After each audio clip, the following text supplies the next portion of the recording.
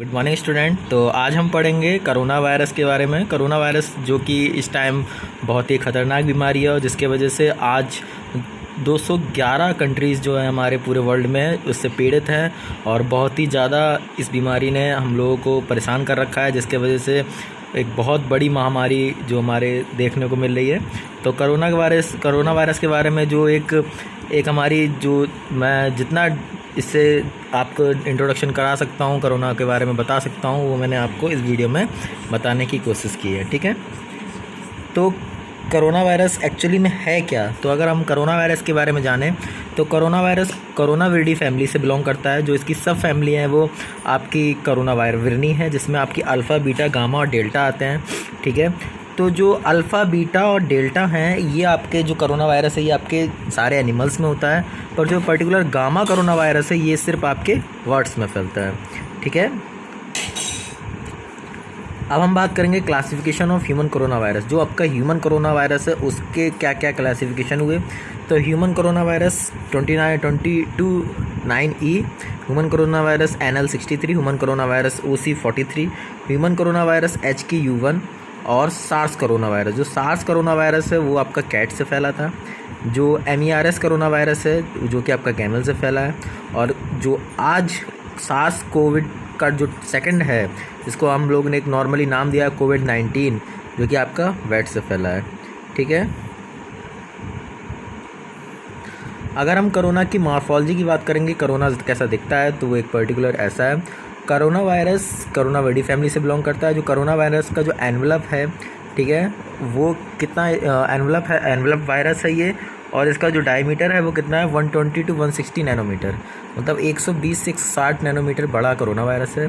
इसका जो स्ट्रक्चर है वो क्लब शेप्ड है। ठीक है, एक क्लब बॉल लाइक गोल क्राउन लाइक स्ट्रक्चर है इसका, और इसका न्यूक्लिक एसिड है वो प्रोटीन से बना हुआ है, और जो इसका एनवलप है वो लिपोप्रोटीन से बना हुआ है। ठीक है, कोरोना वायरस जो जीनोम कंटेन करता है वो आपका single stranded positive sense RNA है, और इसकी जो सिमेट्री है वो हेलिकल है, और जीनेम आपका मैंने दोबारा बताया positive sense single stranded RNA contain करता है।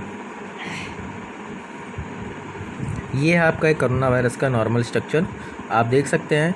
इसके पास एक आपका एनवलप है। ठीक है, एनवलप के बाद इसके पास इसका खुद का एक कैप्सिड है, कैप्सिड के बाद अंदर जीनोम है। जिसका जीनोम है आप वो देख सकते हैं हेलिकल फॉर्म में है। ठीक है, हेलिकल फॉर्म में इसका जीनोम है। ठीक है, ऊपर इसके स्पाइक्स ग्लाइकोप्रोटीन्स हैं और एनवलप भी प्रोटीन से बना हुआ है। ठीक है, ये आपका नॉर्मल स्ट्रक्चर है कोरोना वायरस का। अब बात करते हैं कोरोना वायरस कैसे ट्रांसमिट होता है। कफ से, स्नीजिंग से, ड्रॉपलेट से, शेकिंग हैंड से, क्लोज कांटेक्ट से, और अपने माउथ, नोज़ और आइज़ को टच करेंगे तो इन सारी चीज़ों से आपका कोरोना वायरस ट्रांसमिट हो रहा है।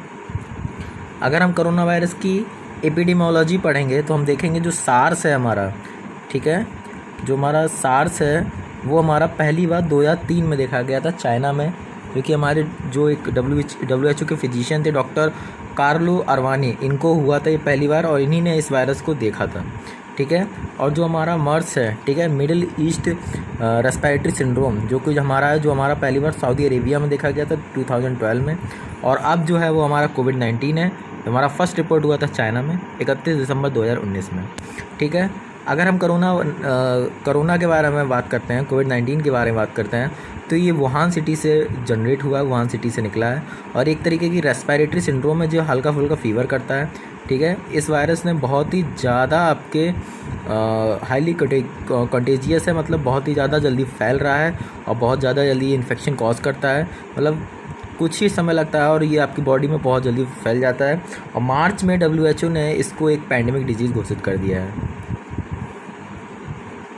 अगर हम इसकी बात करते हैं तो जो हमारा 2003 में जो सार्स फैला हुआ था, जो वो हमारा वायरस जो टाइप था सार्स कोवी था, उसके 774 डेथ हुई थी। और फिर 2012 में जो हमारा मिडिल ईस्ट रेस्पिरेटरी सिंड्रोम फैला, उससे हमारा 400 लोगों की डेथ हुई। 2015 में फिर से ये MERS आया था साउथ कोरिया में, इससे 36 लोगों की डेथ हुई थी। 2018 में फिर से MERS आया था और इससे 41 लोगों की डेथ हुई थी। और 2019 में जो कोविड-19 आया, जिसको अगर आज पैंडेमिक डिजीज़ घोषित कर दिया है, जो कि आपका सार्स का ही एक रूप है, सेकंड है आपका सार्स ही का एक रूप है, जिसको हमने कोविड-19 एक निकनेम दिया है, जो उससे अब तक आपके 1,66,000 लोगों की डेथ हो चुकी है। अगर हम क्लिनिकल मैनिफेस्टेशन की बात करें तो इंक्यूबेशन पीरियड इसका 114 दिन है।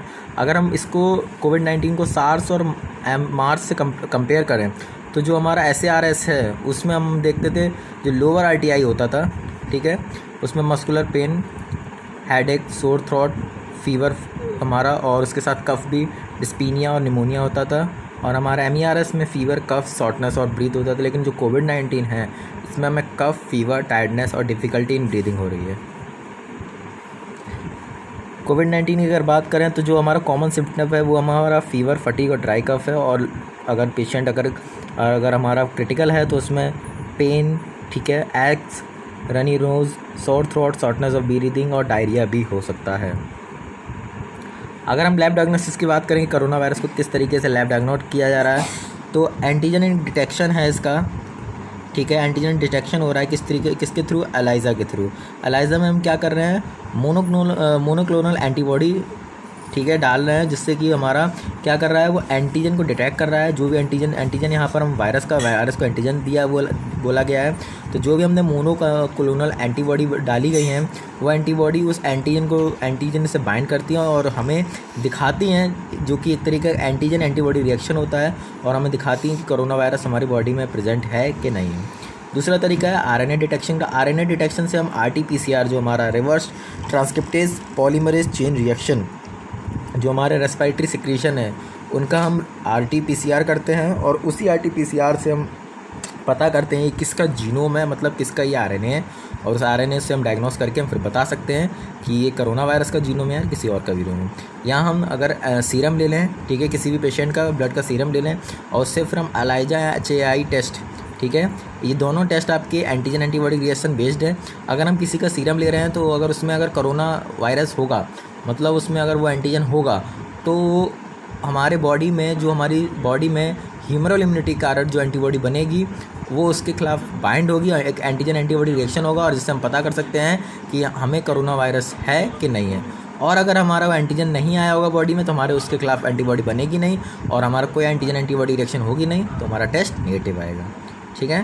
तो इन 3 मेथड पे ज़्यादातर डायग्नोस हो रहे हैं हमारे कोरोना वायरस, जो कि मेनली आपका एंटीजन डिटेक्शन हो रहा है, पहला वाला बाय एलाइज़ा यूजिंग मोनोक्लोनल एंटीबॉडीज़।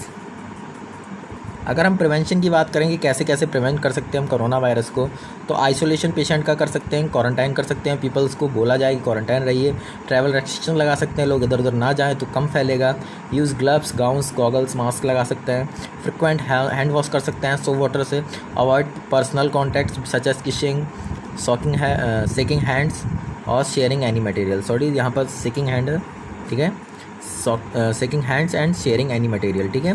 तो ये सारी चीज़ें हैं जिससे हम प्रिवेंट कर सकते हैं कोरोना वायरस के इन्फेक्शन को।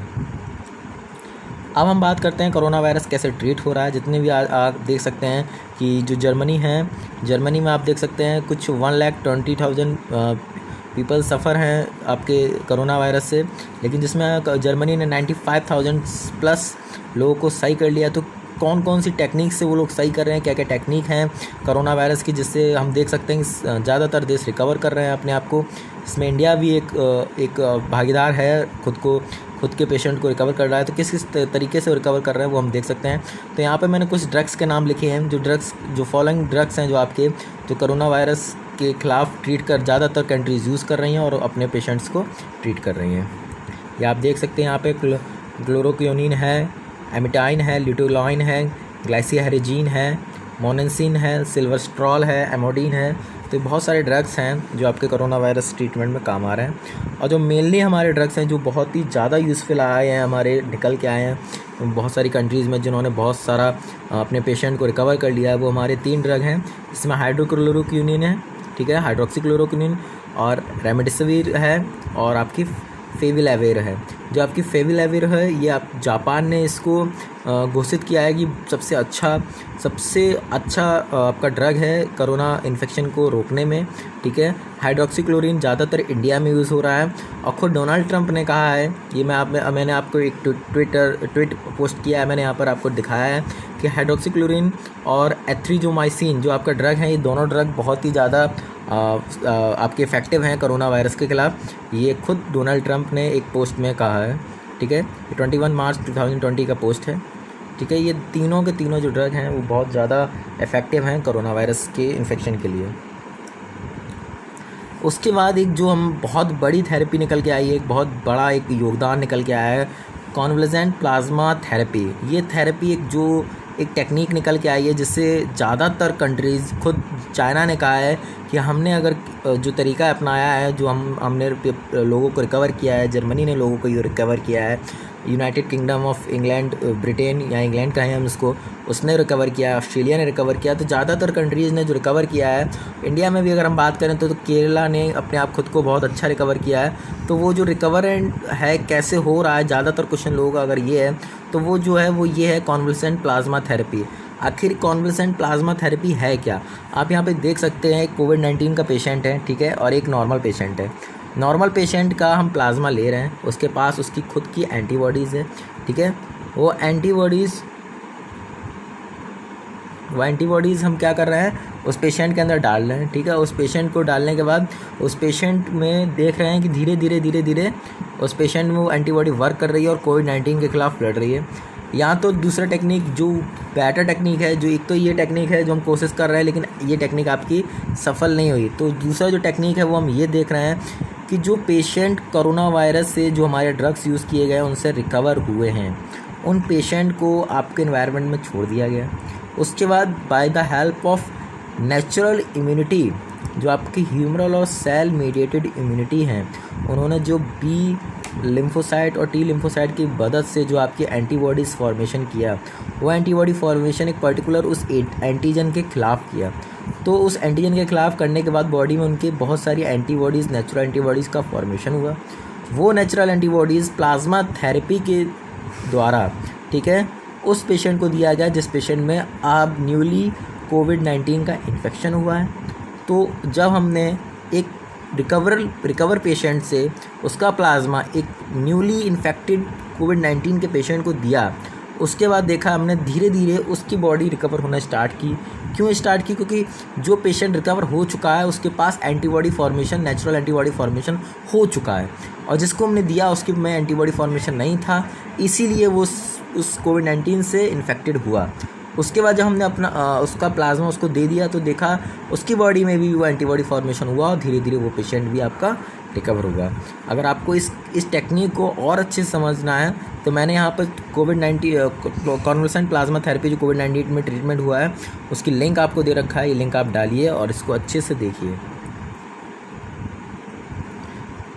ये आपके इंडिया में ICMR है मुंबई में, जो कि WHO की संस्था है, वहाँ का जो आपके CEO हैं, हेड है, उन्होंने जो आपकी कॉन्वलेसेंट प्लाज्मा थेरेपी है इसको आपको डिस्क्राइब किया है कि कैसे ये काम करती है और क्या क्या इसके टेक्निक हैं, वो आप पढ़ सकते हैं। अब बात करते हैं जो बहुत बड़ा क्वेश्चन है आपके दिमाग में आता है कि how long will it take to make vaccine to eliminate कोविड-19। कितना समय और लगेगा इस कोविड-19 की वैक्सीन को बनाने में और कब हमारा ये लॉकडाउन खुलेगा। तो दूसरे कंट्रीज़ का तो मुझे पता नहीं। अगर मैं इंडिया की बात करूँ तो CDRC न्यू दिल्ली, जो हमारा रिसर्च सेंटर है न्यू दिल्ली में, IPR पुणे में, NIPC हैदराबाद और CMFRI मुंबई, इन चारों रिसर्च सेंटर ने ये दावा किया है, बोला है खुद से कि हमने RT-PCR की मदद से करोना वायरस का जीनोम की बहुत सारी कॉपीज़ बना ली हैं। उन कॉपीज़ के हम कोडॉन्स को खोल लिए हैं और उन कोडॉन्स का हम एंटी कोडन बना रहे हैं उस जीनोम का। तो जीनोम का एंटी कोडन बनाने में हमें कुछ समय चाहिए, और एक उन्होंने लास्टली स्टेटमेंट दिया है कि बहुत जल्दी ही हम विदिन 6 मंथ में, मतलब जुलाई के लास्ट तक हम अच्छी न्यूज़ सुन सकते हैं कि कोविड-19 की वैक्सीन मार्केट में अवेलेबल हुई है। अगर हम कोविड-19 को अगर हम डिफ्रेंशिएट करें दूसरे डिजीज़ से, लाइक फ्लू और कोल्ड, जो हमारा कॉमन कोल्ड है और जो हमारा फ्लू है, इनसे कोविड-19 कैसे अलग है, क्या इनमें डिफरेंस है, वो अगर हम देखना चाहें तो देख सकते हैं कि जो इंक्यूबेशन पीरियड है कोविड-19 का वो 1 to 14 डेज़ है, पर फ्लू का 1 to 4 डेज और कोल्ड का 1 to 3 डेज़ है। सिम्टम इसके बहुत जल्दी ही आ रहे हैं और फ्लू के सिम्टम बहुत देर में आते हैं और कोल्ड के सिम्टम बहुत जल्दी आ जाते हैं। फीवर की बात करें तो इनमें तो फ्लू और कोविड-19 में नॉर्मल है। कोल्ड में बहुत ही रेयर चांस होते हैं कि आपको फीवर आए। कफ भी दोनों में नॉर्मल है, ठीक है, फटीग भी दोनों में नॉर्मल है। बल्कि ज़्यादातर आप केस देख रहे हैं कोविड-19 और फ्लू के ज़्यादातर केसेस में दोनों सेम हैं। तो अगर आपको फ्लू है तो आप इसका ट्रीटमेंट करा सकते हैं, क्योंकि फ्लू का हमारे पास वैक्सीन अवेलेबल है और कोविड-19 की वैक्सीन अभी तक अवेलेबल नहीं है। तो इसलिए आप डरे नहीं और जाइए और अपना कोविड-19 का टेस्ट ज़रूर करवाइए। अगर आपको कोई भी सिम्टम, इसमें से कोई भी सिम्टम अगर आपको देखने को मिल रहा है, fever, cough, fatigue, runny nose, diarrhoea, body aches, sore throat, headache, कुछ भी अगर आपको लगता है तो प्लीज़ जाइए अपने पास के कोई भी हेल्थ केयर सेंटर में और अपना टेस्ट ज़रूर कराइए, ठीक है। अगर करंट अपडेट लूँ, जो हमारा अपडेट मेरे पास है वो 20 अप्रैल 2020 तक का है, तो इसमें हम देख सकते हैं कि कोरोना वायरस के अब तक पूरे वर्ल्ड में 24,19,724 केस हो चुके हैं, जिसमें 1,65,799 प्लस केस हो चुके हैं। इसमें रिकवरी अगर हम देखी जाए तो 6,33,000 लोगों की रिकवरी हो चुकी है और ये बढ़ता ही जा रहा है, ठीक है। अगर हम टॉप कंट्रीज़ की बात करें जो कि कोविड-19 से इन्फेक्टेड हैं, तो हम देख सकते हैं यहाँ पर यूएसए का नाम हम देख सकते हैं। 7,64,000 लोग अब तक इफ़ेक्ट हुए हैं कोविड-19 से यूएसए में, जिसमें 40,000 प्लस लोग डेथ हो चुके हैं और लेकिन 71,000 लोग वहाँ रिकवर भी हुए हैं। अगर इन सारी टॉप कंट्रीज़ की अगर हम बात करें तो जो अगर एक अच्छा फीडबैक अगर हमें देखने को मिला है तो वो हमें जर्मनी का मिला है। जर्मनी आप देख सकते हैं 1,45,000 लोग वहाँ पर कोविड-19 से अफेक्टेड हुए हैं, जिसमें सिर्फ 4,04,000 ही लोग की डेथ हुई है। पर इनका रिकवरी रेट अगर आप देखिए तो 91,000 लोग रिकवर कर चुके हैं। मतलब 1,45,000 में से 91,000 लोग रिकवर हो चुके हैं। और जर्मनी ने खुद कहा है कि जो हमारी रिकवरी आइडियाज़ हैं वो मेनली अगर बेस्ड हैं तो वो हमारे कॉन्वलेसेंट प्लाज्मा थेरेपी पर ही बेस्ड हैं। तो बाकी कंट्री को भी जर्मनी यही एक गाइडेंस दे रही है कि आप कॉन्वलेसेंट प्लाज्मा थेरेपी को अच्छे से फॉलो करें, और उसी को फॉलो करते हुए हमारा स्पेन ने भी बहुत अच्छा करा है। आप देख सकते हैं स्पेन में 2 लाख प्लस लोग वहाँ पर इफेक्टेड हैं और 80,000 लोग वहाँ पर रिकवर कर चुके हैं, ठीक है। और अगर आप देखते हैं तो ईरान का भी आप देख सकते हैं 82,000 लोग वहाँ पर इफेक्टेड हैं, जिसमें 57,000 लोग वहाँ पर इसको रिकवर कर चुके हैं। ब्राज़ील को आप देख सकते हैं 39,000 लोग वहाँ पर इफेक्टेड हैं, जिसमें 22,000 लोग उसको रिकवर कर चुके हैं। तो अब अच्छा रिकवर हो रहा है बाकी देशों का कोविड-19 से। पर अगर हम इंडिया की बात करें तो इंडिया में कोविड-19 जो पहले देखा था उसमें कोविड-19 इंडिया में बहुत अच्छे तरीके से हम इसका हर चीज़ फॉलो कर रहे थे, बहुत अच्छे तरीके से ये कंट्रोल था। पर आने वाले कुछ समय में अगर हम बात करें आफ्टर 5 अप्रैल हमने देखा है कि कोविड-19 का बहुत ज़्यादा केस इंडिया में निकल के आ रहे हैं।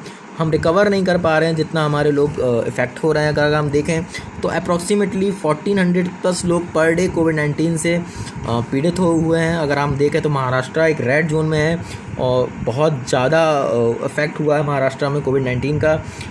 अगर हम एक स्टार्टिंग पहलू लेकर चलें तो हम ये देखा था कि जब इंडिया में कोविड-19 का इन्फेक्शन स्टार्ट हुआ था तो महाराष्ट्र और केरल 2 ऐसे स्टेट थे इंडिया में जिसमें कोविड-19 का इन्फेक्शन सबसे पहले स्टार्ट हुआ था। दोनों एक साथ स्टार्ट हुए थे। केरला में 200 प्लस जब पेशेंट थे तो महाराष्ट्र में भी अप्रॉक्सीमेटली 250 प्लस पेशेंट थे। पर आज महाराष्ट्र टॉप में और केरल नीचे है। क्यों केरल नीचे है? क्योंकि केरल ने ही कॉन्वलेसेंट प्लाज्मा थेरेपी को अपनाया है। इंडिया में अगर कॉन्वलेसेंट प्लाज्मा थेरेपी कहीं पर अच्छे तरीके से यूज़ हो रही है तो वो केरल ने यूज़ किया है। अगर आप केरल को देख सकते हैं, केरल उस दिन से आज मतलब अगर हम बात करें तो 28 मार्च से जब दोनों के पास 200 पेशेंट थे तो 22 मार्च के बाद आज महाराष्ट्र के पास अप्रॉक्सीमेटली 5,000 लोग पेशेंट इन्फेक्टेड हो चुके हैं। पर केरल के पास सिर्फ आप देख सकते हैं 407 लोग इफ़ेक्टेड हैं, जिसमें से केरल ने अब तक 300 लोगों को रिकवर भी कर लिया है। तो एक अच्छी न्यूज़ है, केरला हमारे लिए रिकवरी में अच्छा सहायता दे रहा है और हमें बहुत ही जल्दी एक अच्छी न्यूज़ केरल से भी आने की आशंका है, ठीक है। और अगर हम देख सकते हैं बहुत सारे हमारे ज़्यादातर जो हमारे इंडिया में स्टेट्स हैं वो कोविड-19 से अफेक्टेड हैं। पर एक गुड न्यूज़ हमारे लिए ये है कि सिक्किम, नागालैंड, गोवा और अरुणाचल प्रदेश, ये 4 स्टेट हैं जो कोविड-19 के इन्फेक्शन से खुद को रिकवर कर चुकी हैं और ये नो कोविड-19 जोन बन चुका है। मतलब इसमें अभी तक कोई भी पेशेंट कोविड-19 का नहीं बचा है। गोवा में 7 लोग थे, पेशेंट थे, और 7 को रिकवर कर लिया गया है, ठीक है। अरुणाचल प्रदेश में 1 पेशेंट था, उसको भी रिकवर कर लिया है, और सिक्किम और नागालैंड में कोई भी पेशेंट नहीं था। तो बहुत ही अच्छा न्यूज़ है ये हमारे 4 स्टेट के लिए, और आशा करते हैं कि ऐसा जल्द ही सारे स्टेटों में हमको सुनने को मिले। अब कुछ क्वेश्चंस हैं कोविड-19 के से रिलेटेड, वो हम देखेंगे, जो बहुत सारे हमारे दिमाग में आते हैं, ठीक है। सबसे पहला क्वेश्चन यही आता है कि कोरोना वायरस है वो हमारे थ्रोट में जाके कुछ दिन के लिए रहता है कि नहीं रहता है, और गर्म पानी और गार्गल करने से और जिंजर का पानी पीने से, इन सब तरीक़ों से क्या वो हमारे उस थ्रोट से निकल जाता है? ये सच है क्या झूठ है? देखिए, अगर हम कोरोना वायरस की बात करते हैं तो कोरोना वायरस जो हमारा है वो एक तरीके का वायरस है। तो वायरस जब तक हवा में रहता है तब तक नॉन लिविंग है। बाकी की अगर हम बात करें, बैक्टीरिया का एक ऑप्टिमम टेम्परेचर है, बैक्टीरिया को 37 डिग्री चाहिए ग्रोथ के लिए।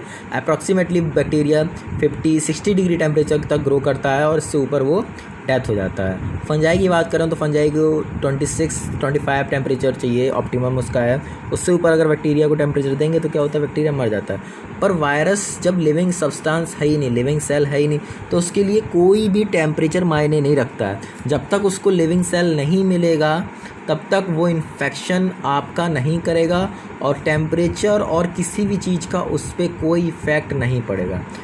जब हमारा वायरस हमारी बॉडी में जाता है, हमारी सेल्स से अफेक्ट होता है, तभी वो इन्फेक्शन करना चालू करता है। उससे पहले वो नॉन लिविंग पार्टिकल है। कोई, जैसे हमारा एक डस्ट पार्टिकल है, वैसे ही हमारा वायरस भी नॉन लिविंग पार्टिकल है। किसी का टेम्परेचर का या कोल्डनेस का उस पर कोई भी असर नहीं पड़ेगा।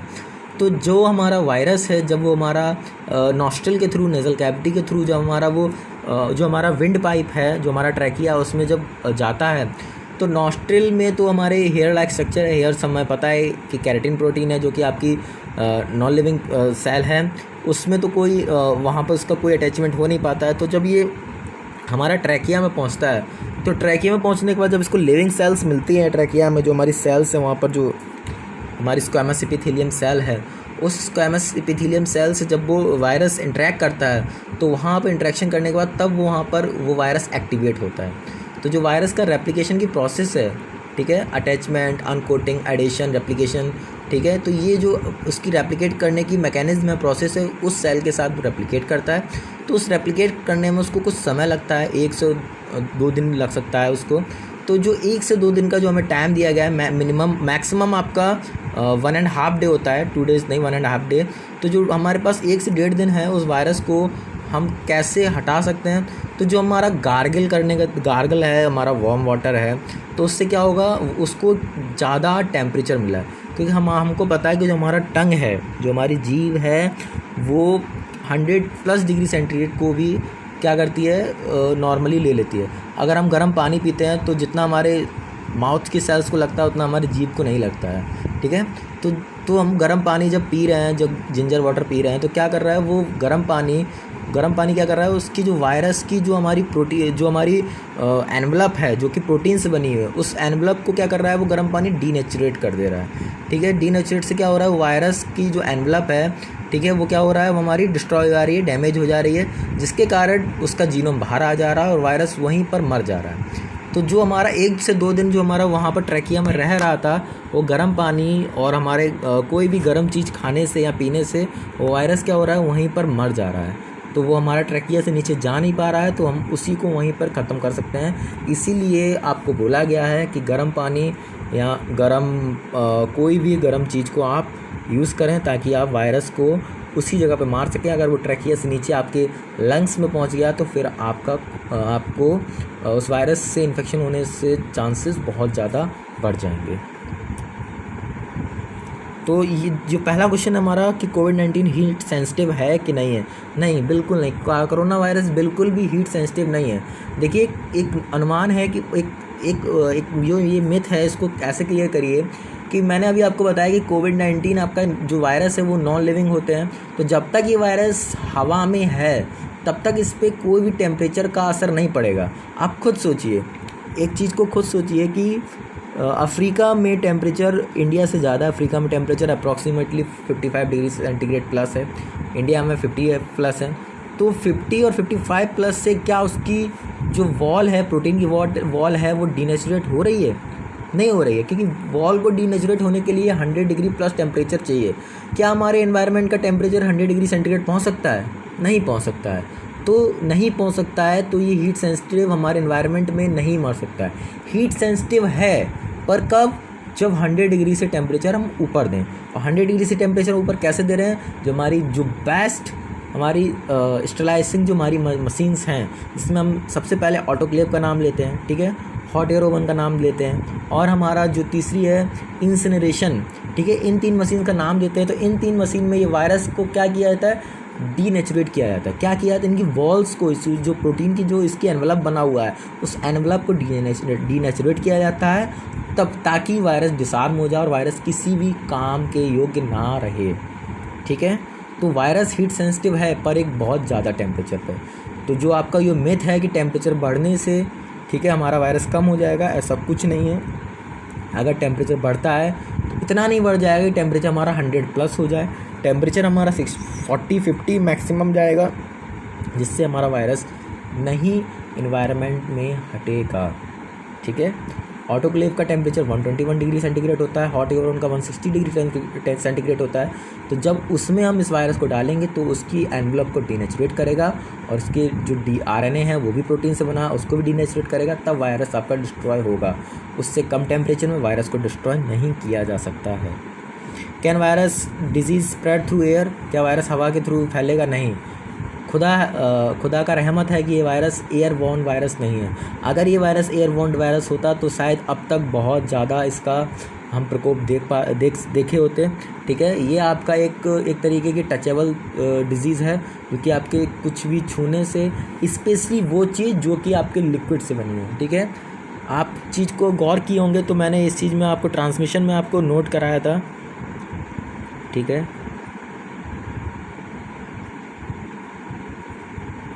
ट्रांसमिशन में आप देख सकते हैं coughing, sneezing, bio droplet, shaking hand, close contact, touching mouth, nose, eyes, इन सारी चीज़ों में आप देख सकते हैं एक चीज़ कॉमन है। क्या कॉमन है? इसमें कोई ना कहीं फ्लूइड का यूज़ हो रहा है। कफिंग में फ्लूइड होता है, स्नीजिंग में फ्लूइड होता है, बायो ड्रॉपलेट्स, एयर ड्रॉपलेट्स में फ्लूइड होता है, शेकिंग हैंड में आपके हाथों में अगर पसीना है या कोई भी फ्लूइड लगा हो उससे, क्लोज कॉन्टैक्ट में आपके बॉडी के स्वेट से, touching mouth, nose, eyes, mouth में, नोज़ में, आइज़ में आपके सलाइवा, माउथ में सलाइवा, नोज़ में आपके जो भी आपका नोज़ में आपके जो नेज़ल फ्लूइड है, आइज़ में जो भी आपकी फ्लूइड है, इनसे मतलब हर ज़्यादातर अगर आप देख रखे हैं तो कोई ना कोई फ्लूइड जब तक आपकी बॉडी से दूसरी की बॉडी में ट्रांसमिट नहीं होगा तब तक ये वायरस आपका दूसरी बॉडी में नहीं फैलेगा, ठीक है। तो मेनली आपका जो वायरस फैल रहा है वो फ्लूइड से फैल रहा है। तो कोशिश करिए कि अपने हाथों पे सैनिटाइज़र का ज़्यादातर यूज़ करें, ताकि आपको वायरस एक जगह से दूसरी जगह ना जा पाए। How the patient recover through any drug and antibiotics? वो मैंने आपको बताया कि पेशेंट कैसे रिकवर हो रहे हैं किसी भी ड्रग और एंटीबायोटिक से। वो मैंने आपको दिखाया कौन कौन से ड्रग और कौन कौन से एंटीबायोटिक आपकी यूज़ हो रहे हैं। What is plasma convalescent therapy? वो मैंने आपको बताई, और आप उस वीडियो में देख भी सकते हैं इसकी जानकारी कि कॉन्वलेंस थेरेपी आपकी कैसे, किस मैकेनिज्म में बेस्ड और कैसे ये काम कर रही है। People think wearing mask can protect them covid infection? नहीं, बिल्कुल नहीं। ऐसा कोई भी नहीं है कि रियली मास्क पहनने से ही आपको कोविड-19 का इन्फेक्शन से आपको बचाव हो रहा है। एक जनरल थ्योरी है कि आपको दिया गया है कि आप घर में रहिए, और ज़्यादातर है कि जब भी बाहर जाइए तो मास्क ही लगा के जाइए, क्योंकि आप बाहर जाएंगे 10 लोगों से बात करेंगे, कुछ ना कुछ सामान लेंगे, तो क्या होगा, जब वो बोलेगा तो उसके ड्रॉपलेट आपके मुंह के थ्रू, आपके नाक के थ्रू और आपके आईज के थ्रू अंदर जा सकते हैं। तो आप जब बाहर जाएँ गॉगल्स, हाथ में ग्लव्स, और अपने माउथ और नोक को किसी भी मास्क से कवर कर लें, ताकि कोई भी ड्रॉपलेट आपके जब सामने वाला बात करे तो आपके इन जो भी आपके ऑर्गन्स, आपके पार्ट्स हैं जिसके थ्रू आपके वायरस बॉडी के अंदर एंटर कर सकता है, उससे आप बचे रहें, ठीक है। क्योंकि आप खुद देख सकते हैं, आपने खुद इस चीज़ को देखा होगा कि जो हमारी पीपी किट है, जो आपकी पर्सनल पीपी जो किट है आपकी, ठीक है, वो आपकी जो डॉक्टर्स को प्रोवाइड की गई है, तो खुद डॉक्टर भी जब पीपी किट के बाद क्या हो रहा है कि कोविड 19 से इफेक्टेड हो रहे हैं, तो एक मास्क और ग्लव्स लगाने से क्या हो रहा है, क्या आप बच जाएंगे। तो यही सीधा बात यही है कि इससे आपको एक पूरा कंट्रोल नहीं मिलेगा, लेकिन आपको ये है कि हाँ, आपको घर में रहने के लिए बोला है, तो घर में आपके जब कोई आ रहा है, कोई बात कर रहा है, तो आपको उतना ही उससे इन्फेक्शन जो भी आपका फ्लूइड होगा, जब वो बोलेगा आप रहेंगे तो दूरी उससे, क्योंकि आपको बोला गया है कि डिस्टेंस, सोशल डिस्टेंस मेंटेन करिए। तो सोशल डिस्टेंस मेंटेन करने के बाद भी अगर उसका कोई ड्रॉपलेट या उसकी बोलने के टाइम पे कोई भी एयर ड्रॉपलेट या एयरोसोल आपके पास आ रहा है, तो एरोसोल को आने से पहले, आपकी बॉडी में जाने से पहले कोई भी आप वहाँ पर एक बैरियर बीच में लगा देंगे, तो उस बैरियर से आप उस इन्फेक्शन से बच जाएंगे। तो जो बैरियर है वो आपके गॉगल्स, मास्क और आपके ग्लव्स हैं, तो उनको आप यूज़ करिए। All countries have same serious patient while India, Iraq, Indonesia does not have. सारी कंट्रीज़ के पास सीरियस पेशेंट आ चुके हैं, पर इंडिया, इराक और इंडोनेशिया के पास सीरियस पेशेंट क्यों नहीं आए, एक बहुत बड़ा क्वेश्चन है। इसका आंसर ये है क्योंकि इंडिया के पास अभी जो, अगर आपने जब मोदी जी ने लॉकडाउन घोषित किया था 3 मई वाला, तो आपने अगर उनका स्टेटमेंट सुना होगा, तो उन्होंने बताया है कि इंडिया के पास पहले 20,000 आइसोलेशन वार्ड थे और अप्रॉक्सीमेटली 4 लाख बेड्स थे, जो कि आपने 4 लाख बेड्स बदल के उन्होंने 20 लाख अप्रॉक्स बेड इंडिया में बना दिए हैं, और अप्रॉक्सीमेटली 80,000 आइसोलेशन वार्ड बना दिए हैं उन्होंने, वेंटिलेटर वार्ड बना दिए, सॉरी आइसोलेशन वार्ड नहीं, वेंटिलेटर वार्ड बना दिए हैं। तो जो भी हम देख रहे हैं कि इंडिया में अभी ये जो बीमारी है वो 20,000 पेशेंट तक ही पहुँची है। तो हमारे पास अभी काफ़ी ज़्यादा हमारे पास सोर्स है, इक्विपमेंट्स हैं, हमारे पास स्पेस है, बेड्स हैं, तो जिसके वजह से कोई भी पेशेंट सीरियस कंडीशन में नहीं आ पा रहा है। क्योंकि हम देख रहे हैं इसका इंक्यूबेशन पीरियड 1 to 14 डेज़ है, तो मैक्सिमम 4 to 5 डे एक पेशेंट को अच्छे से पता चल जाता है कि उसके सिम्टम्स निकल के आ रहे हैं, और वो अपना खुद का कोविड-19 टेस्ट करा रहा है, और टेस्ट में पॉजिटिव पा रहे हैं, तो उसके पास एक पर्टिकुलर एक जगह है, एक स्पेस है कि हाँ मैं जाऊँगा और वहाँ पर मुझे ट्रीटमेंट मिलेगा। पर अगर ये जो हमारी पेशेंट की जो हमारा रेट है, अगर ये रेट बढ़ी, तो इंडिया के पास भी सीरियस पेशेंट हो जाएंगे। रीज़न, क्योंकि अगर हमारे जो बेड, हमारे आइसोलेशन बेड और जो हमने वेंटिलेटर बेड अगर बढ़ाए हैं, अगर उतने ही पेशेंट अगर हमारे हो गए, जितना हमारे बेड बढ़े हैं, हमने देखा है कि हमने अप्रॉक्सीमेटली 80,000 हमारे जो वेंटिलेटर्स कर दिए। अगर 80,000 पेशेंट हो जाएंगे, तो उसके बाद जो और पेशेंट आएंगे, तो उनको हम कहाँ ले जाएंगे। तो उसके बाद पेशेंट के पास हमारा क्या होगा, वो 4th डेज से लेकर 10th डेज, 11th, 12 डेज तक पहुंचेगा, और जब वो 12वें दिन तक पहुंचेगा तो बहुत ज़्यादा सीरियस कंडीशन में हो जाएगा। तब हमारे पास इंडिया के पास सीरियस केस निकल के आएंगे। और यही सेम कंडीशन हमारे इराक और इंडोनेशिया के पास भी है। उनके पास भी एक सफिशिएंट अमाउंट में इक्विपमेंट्स, बेड्स अवेलेबल हैं, जिसके वजह से वहाँ पर कोई भी सीरियस पेशेंट अभी तक नहीं दिखा है। Can corona virus disease transmission is hot और ह्यूमिड क्लाइमेट? नो, बिल्कुल नहीं। ये मैंने आपको बताया है, ऊपर वाली केस में बताया कि हॉट और ह्यूमिड टेम्परेचर में कोरोना वायरस क्यों नहीं फैल रहा है। People have myth that corona virus only effect old age, children and immune compromise patient, is that true? नहीं, हाँ ये चांस है कि छोटे बच्चे, बूढ़े लोग और इम्यूनो कॉम्प्रोमाइज पेशेंट, इनमें कोरोना चांसेस, कोविड-19 के चांसेस ज़्यादा होते हैं, क्योंकि उनकी इम्यूनिटी वीक है, और इम्यूनिटी वीक है तो कोई भी वायरस इस पर इफेक्ट बहुत जल्दी करेगा। पर ऐसा नहीं है कि बिल्कुल ही हमारे यंग पीपल्स हैं, जो हमारे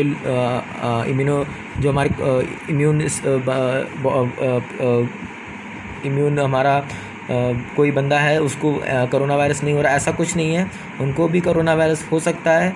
पर हाँ ये है कि ओल्ड एज, चिल्ड्रन और इम्यूनो कॉम्प्रोमाइज पेशेंट को इसके चांसेस उसकी तुलना में 100% ज़्यादा है। ठीक है। होम रेमेडीज़ कैन क्योर और protect from covid? Yes of course, हमने खुद देखा, मैंने आपको बताया कि होम रेमेडीज़ में जो भी आप केयर कर रहे हैं, आप गर्म पानी पी रहे हैं, काढ़ा पी रहे हैं, जो कुछ आप पी रहे हैं, उससे कोरोना वायरस से हम बच सकते हैं। हाँ बच सकते हैं, क्योंकि मैंने आपको बताया कि कोरोना वायरस जब भी आपकी बॉडी में एंटर कर रहा है तो आपके थ्रोट में वो एक दिन तो रह ही रहा है, तो उस एक दिन में भी आप जो भी आप रेमेडीज़ यूज़ कर रहे हैं उससे आपको आप प्रोटेक्ट कर सकते हैं।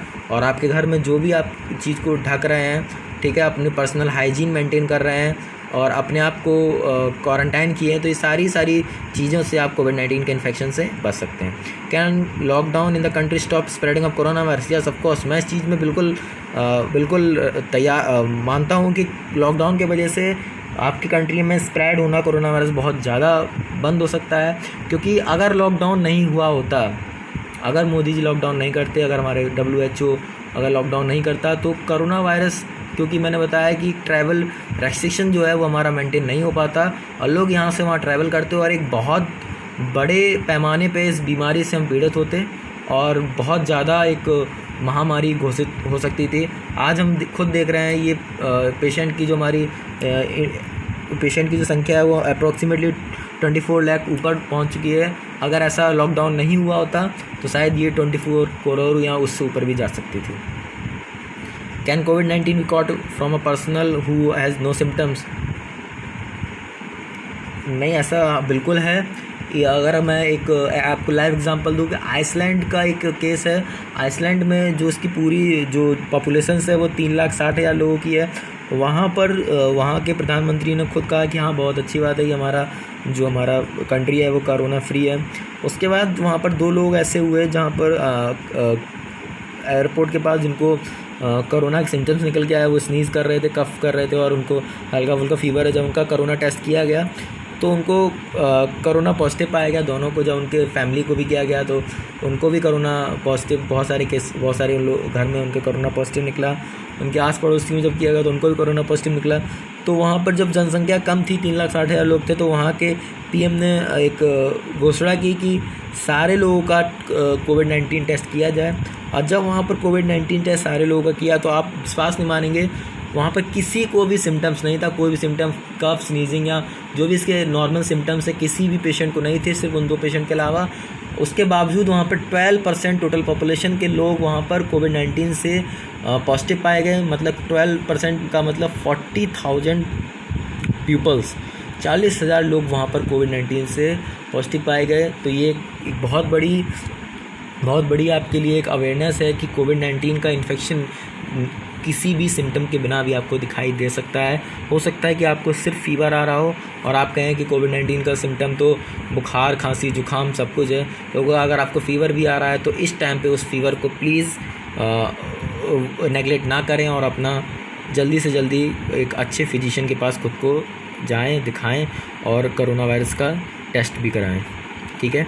इस the covid effects on animal, मैंने आपको स्टार्टिंग बताया था कि जो कोरोना वायरस की जो फैमिली है कोरोना विरनी, वो एनिमल्स पे इफेक्ट करती है। उसी में से ये सार्स भी है। ठीक है, तो सार्स भी आपका एनिमल को ही इफेक्ट कर रहेगी। तो ये ह्यूमन के अलावा एनिमल्स को भी इफेक्ट कर सकती है। Is that true remain live on neck throat? ये मैं आपको बता चुका हूँ कि 1 से 2 दिन कैसे ये थ्रोट पर रहती है और ये सच है। Is this virus is synthesised in laboratory method? True. अगर इसकी बात करें कि ये वायरस लैब में सिंथेसाइज़ किया गया है या नहीं किया गया है, तो बिल्कुल नहीं, ऐसा नहीं है कि ये लैब में सिंथेसाइज़ किया। WHO का एक स्टेटमेंट के अकॉर्डिंग अगर देखा जाए तो उसने एक स्टेटमेंट दिया है कि चाइना ने, जब चाइना पे एक काफ़ी WHO ने एक ज़्यादा कहा, तो चाइना का स्टेटमेंट था कि जो WHO की हर कंट्री में एक जो संस्था है, जैसे हमारे WHO की संस्था मुंबई में, एक इंडिया में जो है वो मुंबई में है, ICMFR, तो ऐसे ही चाइना में भी वुहान सिटी में उसकी संस्था है। तो उसी जो संस्था है उसी में जो आपके वायरस है सार्स, बहुत सारे वायरस का आप देख रहे हैं, सब वायरसों की आपकी वैक्सीन्स अवेलेबल है, जैसे कि आपकी स्वाइन फ्लू, ठीक है, और डेंगू, और इन सब की आपकी वैक्सीन्स अवेलेबल है। पर कोविड-19 जो इससे पहले जो डिजीज़ कॉज किया था, इसकी कोई वैक्सीन अवेलेबल नहीं थी। तो वहाँ पर इस वायरस के लिए, इस वायरस का वहाँ पर स्टडी हो रहा था, एक पूरा उसका वहाँ पर एक पूरा इसका प्रोसीजर देखा जा रहा था कि कोविड-19 का जो हमारा सार्स वायरस है, कोविड-19 जो हमारा सार्स वायरस अगर ये दोबारा से आता है तो कैसे इसको बचाए रखें, कैसे इसको दोबारा से इसकी जल्दी से वैक्सीन अवेलेबल कराएं। तो वहाँ पर जो भी 11 साइंटिस्ट की जो टीम थी, उन्होंने WHO को कहा भी है कि हमको एक पर्सनल इक्विपमेंट चाहिए ताकि हम जो वायरस के ऊपर काम कर रहे हैं हमको ना हो पाए और हम कैसे इस वायरस से अपने आप को बचा सकें और अपना काम आगे बढ़ा सकें। तो WHO ने उस टाइम पे कोई भी रिस्पांस नहीं किया उनको, और वो उस प्रैक्टिकल पे लगातार काम करते रहे। उसके बाद उसमें से एक साइंटिस्ट को उस सार्स का इन्फेक्शन हुआ एक नए रूप से, और उस सार्स का इन्फेक्शन जो नए रूप से हुआ दैट्स कॉल्ड द कोविड-19, और उसी से वो कोविड-19 एक पेशेंट से आज 25 लाख लोगों को पीड़ित कर चुका है। तो कोविड-19 एक सिंथेसाइज्ड वायरस नहीं है, कोविड-19 एक नेचुरल वायरस है।